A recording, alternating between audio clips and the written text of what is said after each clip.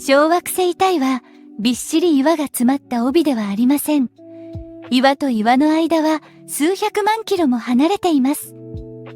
火星と木星の間の小惑星帯は、危うく一つの惑星になるところでした。なぜ、なれなかったのか。宇宙の不思議研究所。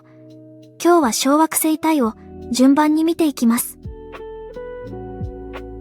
火星と木星の間、そこには無数の岩が太陽の周りを巡る帯が広がっています。小惑星帯です。大きさは数百キロのものから小石ほどのものまで様々。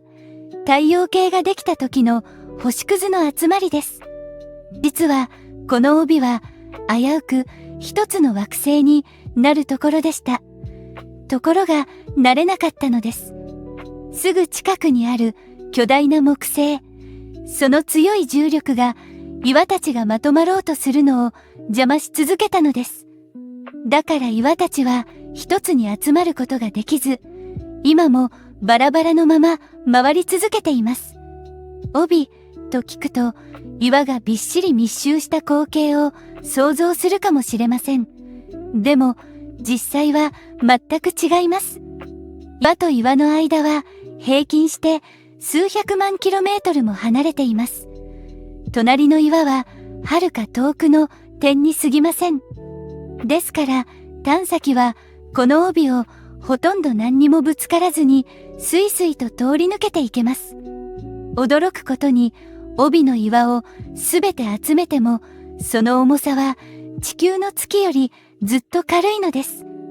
帯の中で一番大きいのがケレス、差し渡し、およそ 940km の丸い天体です。ケレスは丸いので、今では冥王星と同じ準惑星に分けられています。このケレスだけで帯中の岩を合わせた重さのおよそ3分の1を占めています。ケレスの表面には不思議な明るい白い点があります。探査機が近づいてその正体が分かりました。それは地中から染み出した水が乾き、後に残った塩の輝きでした。氷点下の世界の塩の湖跡です。2番目に大きいのがベスタ、差し渡しおよそ 500km。表面には大きな傷跡があります。ベスタの南には大きな衝突でえぐられた深いくぼみがあります。中央には高い山がそびえています。小惑星は皆同じではありません。炭素を多く含む黒いもの、岩っぽいもの、金属でできたものと種類があります。中にはほとんどが鉄やニッケルの金属の塊のような小惑星もあります。さらに小さな小惑星の周りをもっと小さな岩が回っている場合もあります。岩の親子です。2011年から探査機ドーンがベスタとケレスをじっくりと調べました。二つの世界を初めて間近で見たのです。小惑星は太陽系ができた頃の姿をあまり変えずに留めています。いわば太陽系の化石です。小惑星のかけらは時に地球へ落ちてきます。それが隕石です。私たちは宇宙の石を手に取れるのです。6600万年前、大きな小惑星が地球に衝突し、恐竜の時代を終わらせたと考えられています。そこで今は地球に近づく小惑星がないか、世界中の望遠鏡が空を見張っています。小惑星には鉄や貴金属、そして水が含まれます。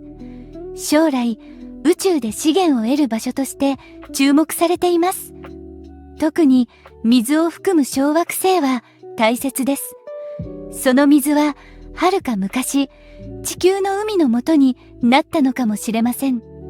小惑星がいるのはこの帯だけではありません。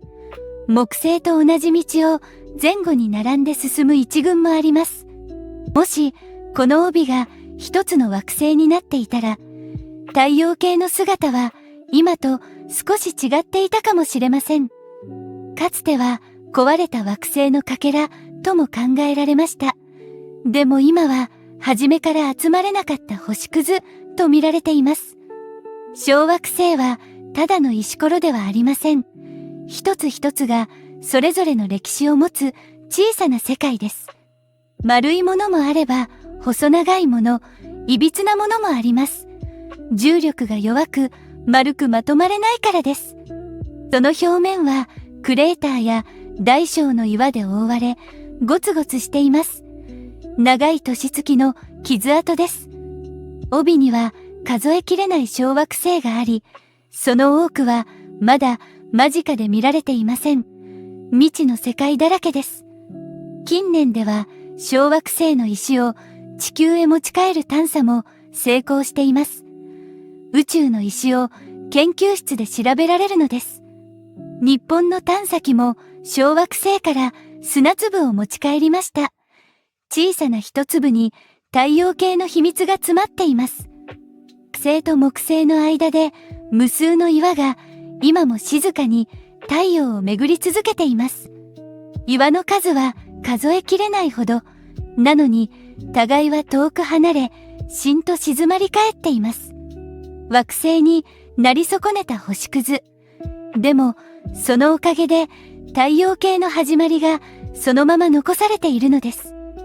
火星と木星の間、そこに無数の小さな世界が散らばっていることを思い浮かべてみてください。無数の岩が巡る帯ですが、よく調べると岩がほとんど通らない道筋がいくつもあることが分かっています。